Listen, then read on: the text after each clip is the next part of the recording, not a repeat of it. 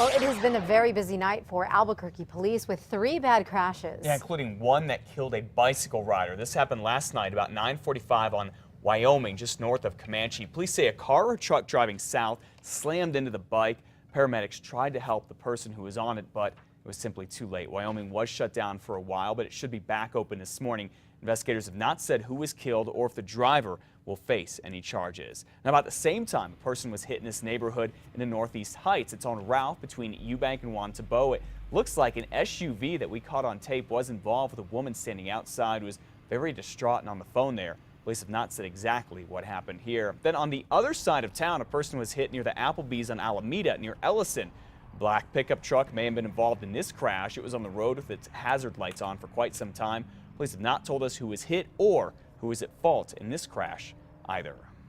Well, a woman in Albuquerque is now suing a Bernalillo County Sheriff's deputy. She claims that she sped through a red light before he crashed into her, then lied about it. It happened as Carol Nelson was making an illegal left turn from Eubank onto Constitution on January 31st. Now, she says the no left turn sign that was put up during construction blocked her view. Then she and 3 other witnesses say Sheriff Deputy Antonio Vargas sped through a red light and crashed into Nelson, then a light pole. The deputy and his wife, who was driving behind him, say the light was actually yellow. Now, Nelson's lawyer says BCSO was biased in its investigation and that the crash and did not cite or punish Vargas. Had Albuquerque Police Department investigated it, we were sure that a different outcome regarding the investigation, the initial investigation, would have occurred. The county attorney wouldn't speak on camera but denies the allegations made against the sheriff's department and Vargas. Well, a family in Albuquerque is still coping with a very harsh reality this morning. Its missing son will not be coming home. Searchers pulled the body of this young man, Austin Hudson Lepore, from Lake Michigan yesterday morning after a fisherman saw it. The college student was last seen on June 12th, leaving his apartment. His friends think he went to the lakefront to look at a thunderstorm. Austin's father, Greg Lepore, was in Chicago to help with the search, and reports say he was there when his son's body was pulled from the water. It's so sad. Greg had been reaching out to the community and talking with reporters, hoping Austin would be found alive, but after the news yesterday, he decided not to talk publicly and had a community activist do it instead. He's crying, he's in shock. That's his son. He's been out here determined every day to find his son. That's his child, that's his baby.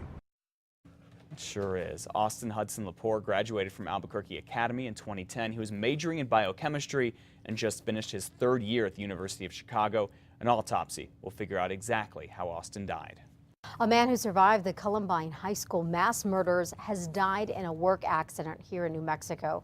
30-year-old Matthew Depew worked for Xcel Energy and was electrocuted Saturday while trying to fix a power outage near Carlsbad. He was one of 16 students who barricaded themselves in the kitchen of Columbine High back in 1999 while the suspects shot up the school, killing 13 people. Depew made one of the first calls to police and stayed on the line for 3 hours until he and his companions were found by SWAT officers. Xcel and the Eddy County Sheriff's Department are investigating his death. Well, we all know water is a very precious commodity here in New Mexico. Yeah, especially right now. And now folks in one area near Albuquerque are finding this out firsthand, and they're learning how to conserve water. News 13's David Romero is live in the KRQE kitchen with details. Good morning, David. Good morning, Matt. Well, check this out, guys. This is something that many residents in Placitas can't do right now, is turn on the faucet and have running water come out of it. That's because many of the homes in that area rely on well water. Now, one person may have a whole slew of it coming out of the faucet, and the next person may be pulling up dust. But conservationists say that with a little bit of conservation, a little can go a long way on both ends. Many of the residents in Placitas are dependent upon well water to support their homes, right? So when you conserve the amount of water you need to actually operate indoor appliances, you're reducing how much fresh water actually has to be pumped. And that means going from high flow to low flow toilets and getting more up-to-date appliances such as clothes washers, which also use less water. Now, the New Mexico Water Collaborative works with several small towns and villages across the state who are experiencing water shortages and teaches them new methods to conserve. So far, the group says they have been working with several homes in Placitas, as well as working in collaboration with the Coronado Soil and Water Conservation District to find ways to keep water pumping into homes. Now, some residents are finding other ways by having water trucked into their homes.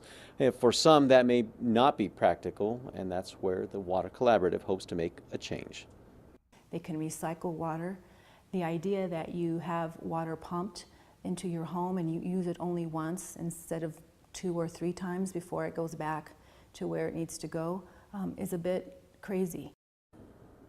And water distributors in that area like Las Acequias del Placitas, they've sent out notices to customers saying that they are adding water meters to now kind of keep an eye on how much water is being used per home in that area. Back to you.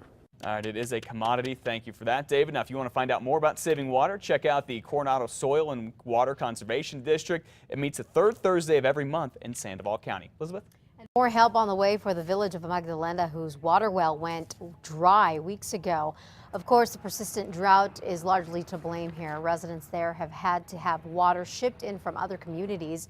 Now the Albuquerque Police Department is collecting bottles and jugs of water all day today through this evening, which will be delivered to the town Friday morning. Donation sites, if you can help out, include the Prisoner Transport Center in downtown Albuquerque, the Walmart at Coors and Ellison, and the Walmart at Wyoming and Academy.